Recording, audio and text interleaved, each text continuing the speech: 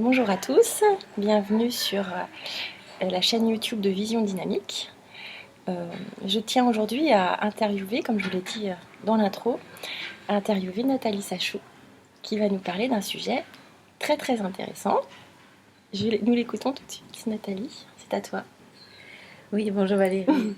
Je vais donc vous parler du Feng Shui, qui est une véritable passion pour moi et je le considère comme étant un art et un outil en même temps opérationnel.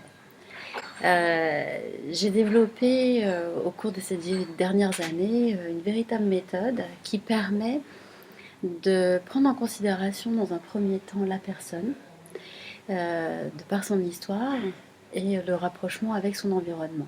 Parce qu'en fait, notre environnement, que ce soit l'habitat ou bien notre bureau, eh bien, il matérialise en fait ce que nous vivons, l'état d'esprit dans lequel nous sommes à ce moment-là. Donc ça se cristallise. Et une fois que cette analyse en est faite, eh bien, ça permet déjà de prendre conscience la plupart du temps. Donc, très souvent, j'entends je le savais, hein. Et ça fait du bien de l'entendre. Du coup, ça va me permettre de... Donc ça, c'est vraiment important, c'est l'étape essentielle. Une fois que cette prise de conscience est faite, alors à ce moment-là, je vois avec la personne pour lui faire les propositions de réaménagement, des codes couleurs. Parfois, dans une maison, j'inverse les chambres ou les bureaux. Ah oui, ça Voilà. va jusqu'à Ça inverser va, des ça va pièces. jusqu'à inverser des pièces. Alors, qu'on soit rassuré, hein, les toilettes, la salle de bain, ça bouge pas. Des pièces d'eau. Les pièces d'eau, la cuisine, je laisse aussi, bien évidemment. Mais c'est juste, bon, en ce qui concerne déjà ces pièces-là, c'est facile à déplacer. C'est un peu, voilà, on va un petit peu avec les bras, c'est vrai. Mais en tout cas, voilà, ça fait partie de ça. Et une fois que ces modifications sont faites, je m'assure, par un accompagnement en parallèle, que la personne, elle fasse aussi ce cheminement intérieur par rapport à certaines choses.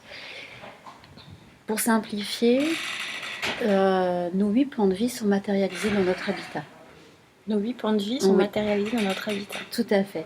L'amour, les enfants, la santé, le travail, la connaissance de soi, son image, la famille, aussi les amis, les mentors, voilà, les croyances sont aussi matérialisées dans notre environnement.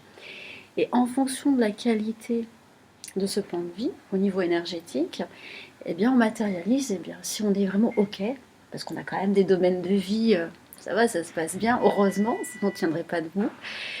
Et pour autant, il y a d'autres plans de vie avec lesquels bon, on sent bien que ça coince un peu, c'est pas évident, c'est un petit peu compliqué.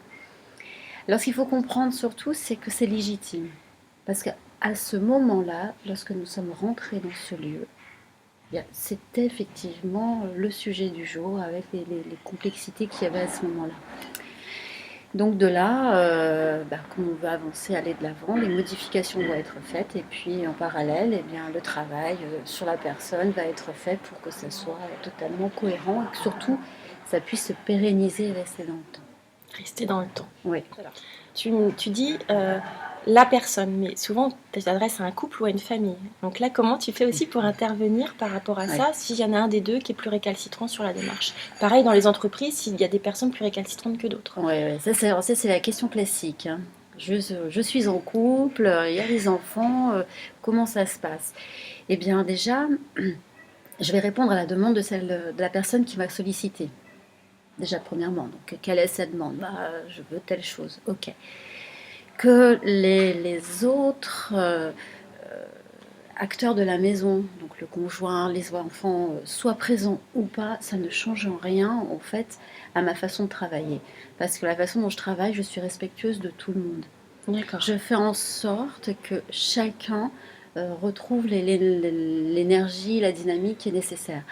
Ce qui va manquer, ça va être effectivement peut-être le dialogue et le discours avec. Quoi qu'il en soit, comme il y a déjà eu une personne à l'intérieur du foyer qui a été à l'initiative d'eux, il y aura forcément un lien qui va se faire à un moment donné avec les autres personnes. Et au niveau énergétique, de toute façon, les résultats vont y être.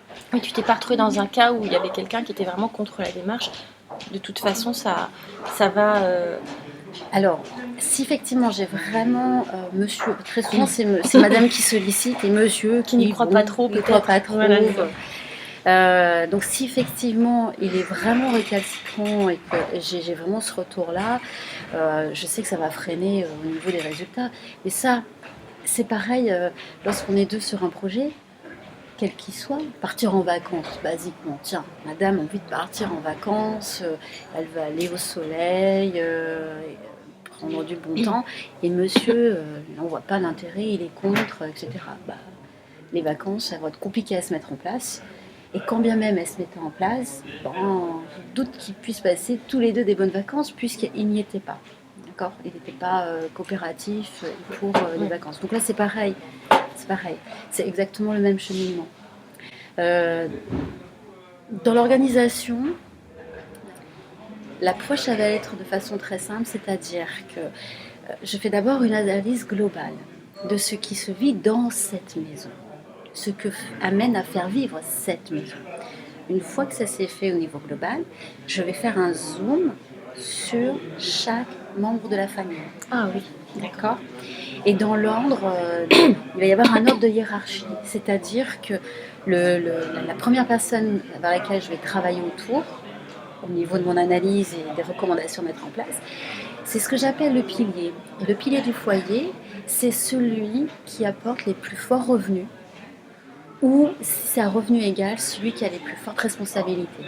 C'est de le mettre véritablement en, pas en sécurité, mais vraiment dans un environnement qui va vraiment le soutenir jusqu'au bout.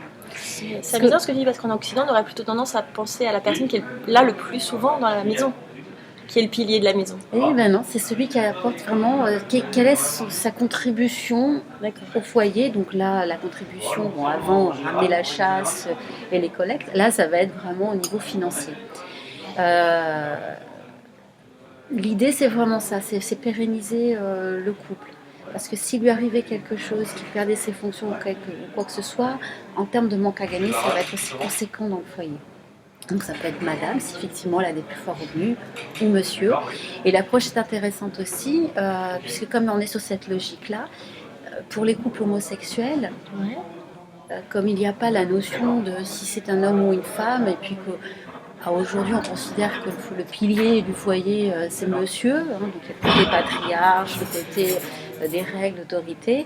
Là, ça permet vraiment de répliquer ça aussi dans les couples homosexuels. Ça m'est arrivé donc de faire des exercices feng shui dans le cadre d'un couple homosexuel. Alors, comme l'approche au niveau de la méthodologie traditionnelle, eh bien, il y a le sujet yang et le sujet yin. Le sujet yang étant monsieur, le sujet yin étant madame. Dans une configuration telle qu'elle est aujourd'hui, et puis notre société, non seulement elle a évolué, et puis ce qu'il faut savoir aussi, c'est que ma méthode, je l'ai vraiment adaptée à l'occidental.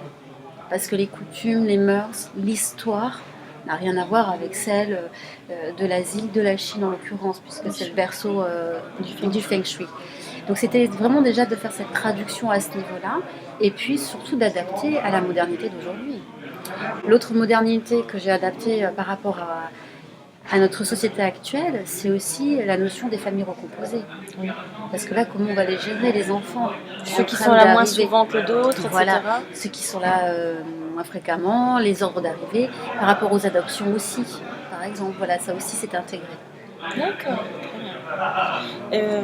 Tu veux rajouter encore quelque chose sur les maisons des particuliers? Tu veux parler un petit peu, ou alors si on retrouvera peut-être les gens dans une prochaine interview pour les entreprises. D'accord. Donc on vous retrouvera pour une prochaine interview pour parler avec Nathalie des entreprises, un autre sujet encore très intéressant.